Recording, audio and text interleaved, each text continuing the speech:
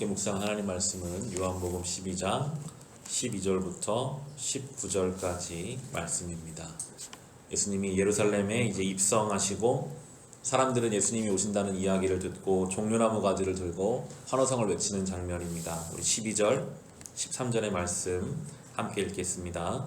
다음 날에는 명절을 지키러 온 많은 무리가 예수께서 예루살렘에 들어오신다는 말을 듣고 종려나무 가지를 꺾어 들고 그분을 맞으러 나가서 호산나 주님의 이름으로 오시는 이에게 복이 있기를, 이스라엘의 왕에게 복이 있기를 하고 외쳤다.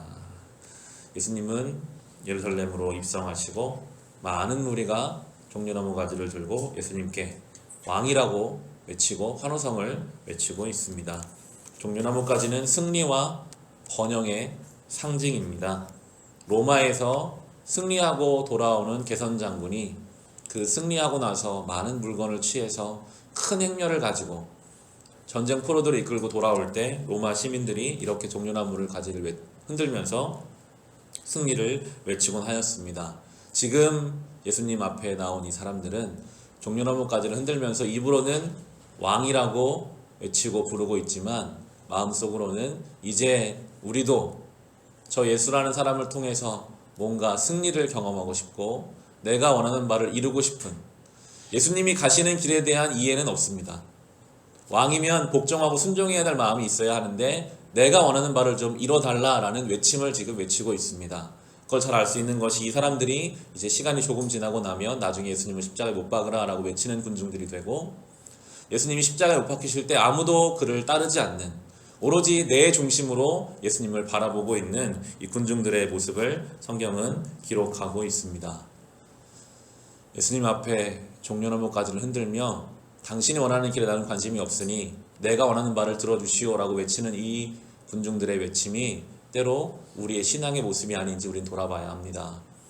주님 가시는 길에 대한 관심, 주님의 뜻에 대한 관심보다는 내가 원하는 바, 내가 지금 이것이 필요하고 당신이 힘이 있으니 나를 도와주세요라고 종려나무 가지를 흔들며 소리를 치는 그 모습, 우리의 신앙에는 물론 그런 내용이 필요하지만 그것이 전부일 수는 없는 것입니다.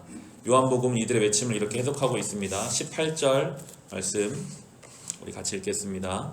이렇게 무리가 예수를 맞으러 나온 것은 예수가 이런 표징을 행하셨다는 말을 들었기 때문이다. 예수님이 하신 일들에 대해서 듣고 그것 때문에 지금 나와 있었던 것입니다. 가장 큰 표징은 하나님의 아들이 십자가에 죽으신 것인데 그때는 다 도망가고 없고요. 뭔가 놀라운 일을 행했다라는 그 이야기를 듣고 예수님 앞에 나와 있습니다. 물론 우리의 신앙에는 기적과 표징과 우리가 원하는 바를 들어주시는, 예수님 많은 병자를 고치셨으니까요. 그것을 통해 주님께 나아가는 계기가 될 수는 있습니다. 그러나 그것이 우리의 신앙의 종착역이 될 수는 없는 것입니다. 그래서 예수님은 로마 개선 장군처럼 말을 타고 오시지 않았습니다.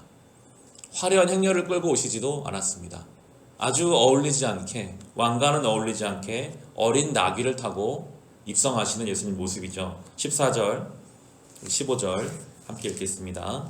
예수께서 어린 나귀를 보시고 그 위에 올라타셨다. 그것은 이렇게 기록한 성경 말씀과 같았다. 시온에 따라 두려워하지 말아라. 보아라, 내 임금이 어린 나귀를 타고 오신다. 이미 성경은 스가랴서에서 왕이신데 어린 나귀를 타고 오실 것이라고 우리에게 말씀해 주셨습니다. 상상을 해보시면 이미 예수님은 성인이셨기 때문에 어린 나귀를 탔을 때 발이 땅에 닿지는 않았을까.